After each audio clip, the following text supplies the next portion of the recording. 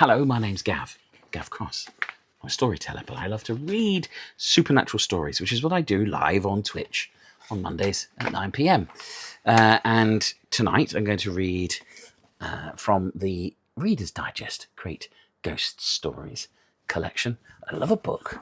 I love a book with a marker. I do. And this one is by H. Russell Wakefield, and it's called Blind Man's Buff. Each of these short stories in this collection comes with a little biography. So H. Russell Wakefield, 1888 to 1964, a private secretary before the First World War, and a soldier with the Royal Scots Fusiliers during that conflict. Herbert Russell Wakefield then became one of the great names in the history of the English ghost story.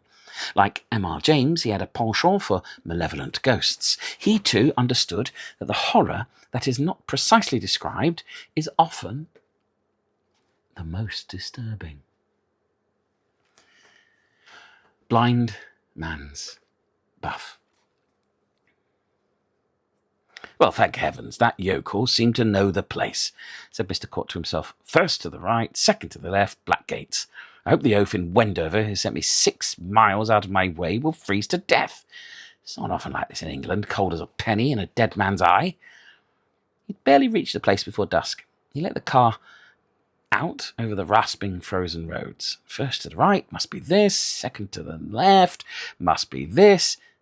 And there were the Black Gates. He got out, swung them open, and drove cautiously up a narrow, twisting drive, his headlights peering suspiciously round the bends. Those hedges wanted clipping, he thought, and this lane would have to be remetalled, full of holes. Nasty drive up on a bad night. Would cost some money, though. The car began to climb steeply and swing to the right, and presently the high hedges ended abruptly, and Mr. Court pulled up in front of Lawn Manor. He got out of the car, rubbed his hands, stamped his feet, and looked about him.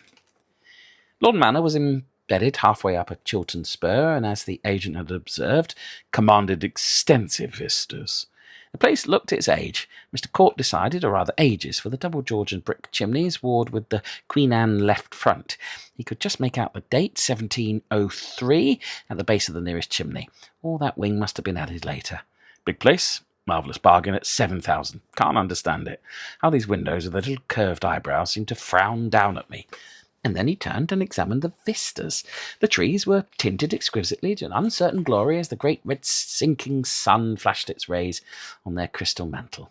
The Vale of Aylesbury was drowsing beneath a slowly deepening shroud of mist. Above it the hills, their crests rounded and shaded by silver and rose coppices, seemed to have set in them great smoky eyes of flame, where the last rays burned in them. It's like some dream world, thought Mr. Court. It is curious how, wherever the sun strikes, it seems to make an eye, and each one fixed on me.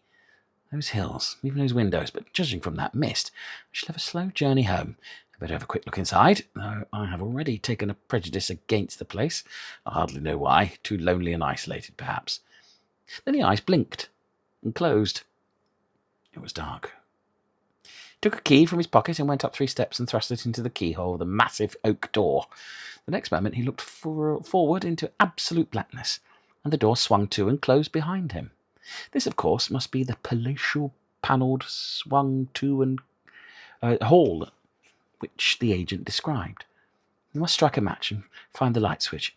He fumbled in his pockets without success. Then he went through them again.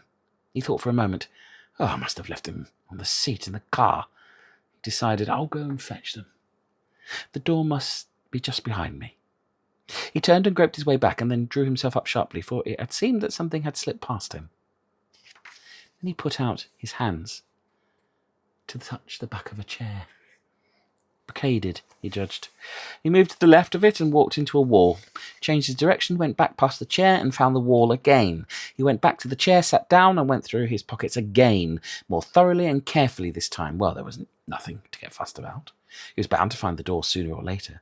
Now, let him think. When he came in, he'd gone straight forward, 3 yards perhaps, but he couldn't have gone straight back, because he fumbled and stumbled into this chair. The door must be a little to the left or the right of it. He'd try each in turn. He turned to the left first, and found himself going down a little narrow passage. He could feel its sides when he stretched out his hands. Well then, he'd try the right. He did so, and walked into a wall. He groped his way along it, and again it seemed as if something slipped past him. I wonder if there's a bat in here, he asked himself, then found himself back at the chair. How Rachel would laugh if she could see him now. Surely he had a stray match somewhere. He took off his overcoat and ran his hands around the seam of every pocket. Then he did the same to the coat and waistcoat of his suit. Then he put them on again. Well, he'd try again. He'd follow the wall along. He did so and found himself in a little narrow passage. Suddenly he shot out his right hand, for he had the impression that something had brushed his face very lightly. I'm beginning to get a little bored with that bat, this blasted room generally, he said to himself. I could imagine a more nervous person than myself getting a little fussed and panicky, but that's the one thing not to do. Ah, here was that chair again. Now, I'll try the wall on the other side. Well, that seemed to go on forever. So he retraced his steps till he found the chair and sat down again. He whistled a little snatch resignedly. What an echo! The little tune had been flung back at him so fiercely, almost menacingly. Menacingly. That was just the feeble, panicking word of a nervous person would use. Well, he'd go to the left again, this time. As he got up, a quick spurt of cold air fanned his face. Is anyone there? He purposefully not raised his voice. There was no need to shout. Of course, no one answered. Who could there have been to answer, since the caretaker was away? Now, let him think it out. When he came in, he must have gone straight forward and then swerved slightly on the way back. Therefore... No, he was getting confused. At that moment, he heard the whistle of a train and felt reassured. The line from Wendover to Aylesbury ran half left from the front door, so it should be about there. He pointed with his finger, got up, groped away forward, and found himself in a little narrow passage. Well, he must turn back and go to the right this time. He did so, and something seemed to slip just past him. Then he scratched his fingers slightly on the brocade of the chair. Talk about a maze. It's nothing to this. Then he said to himself under his breath, curse this vile, God-forsaken place. A silly, panicky thing to do, he realised, almost as bad as shouting aloud. Well, it was obviously no use trying to find the door. He couldn't find it, couldn't. He'd sit in the chair till the light came.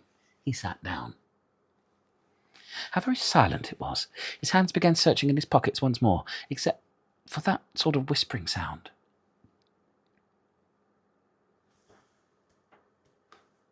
Over on the left somewhere. Except for that, it was absolutely silent. Except for that. What could it be? The caretaker was away. He turned his head slightly and listened. Intently. It was almost as if there were several people whispering together. One got curious sounds in old houses. How absurd it was. The chair couldn't be more than 3 or 4 yards from the door. There was no doubt about that. It must be slightly to one side or the other. He tried the left once more. He got up, and something lightly brushed his face. Is anyone there? He said. And this time he knew he had shouted. Who touched me? Who's whispering? Where's the door? What a nervous fool he was to shout like that. Yet someone outside might have heard him. He went groping forward again and touched a wall. He followed it along, touching it with his fingertips, and there was an opening. The door it must be. He found himself going down a little narrow passage. He turned and ran back, and then he remembered. He'd put a match booklet in his note case. What a fool to have forgotten it, and made such an exhibition of himself. Yes, there it was, but his hands were trembling and the booklet slipped through his fingers. He fell to his knees and began searching about on the floor. It must be just here. It can't be far. And then something icy cold and damp was pressed against his forehead. He flung himself forward to seize it, but there was nothing there. And then he leapt to his feet and with tears streaming down his face cried, Who's there? Save me! Save me! And then he began to run round and round, his arms outstretched. At last he stumbled against something, a chair.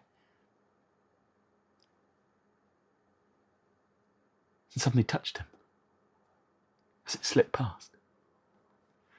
And then he ran screaming round the room, and suddenly his screams slashed back at him, for he was in a little narrow passage. "Now, Mr. Runt," said the coroner, "you say you heard screaming coming from the direction of the manor. Why didn't you go find out what was the matter?" "None of us chaps goes to the manor after sundown," said Mr. Runt. "Oh, I know there's some absurd superstition about the house, but you haven't answered the question. There were screams, obviously coming from someone who wanted help. Why didn't you go to see what was the matter instead of running away?" "None of us chaps go to the manor after sundown," said Mr. Runt. "Don't fence the question. Let me remind you that the doctor said that Mr. Court must have had a seizure of some kind, but that had help been quickly forthcoming, his life might have been saved. Do you mean to tell me that even if you had known this, you would still have acted in so cowardly a way?" Mr. Runt fixed his eyes on the ground and fingered his cap.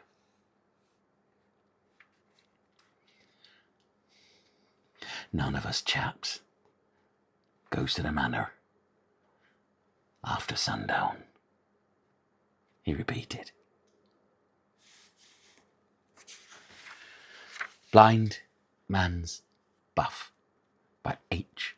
Russell Wakefield. From the Reader's Digest book of great ghost stories, read by me, Gav Cross.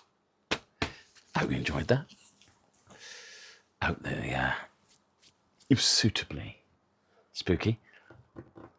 I read lots of short supernatural stories. They're all on a playlist here, or you can come and join us live on Twitch, 9 p.m. every Monday. If not, a like, a little comment, and a subscription always helps. Good night. Do you know where the light switch is? Who's that?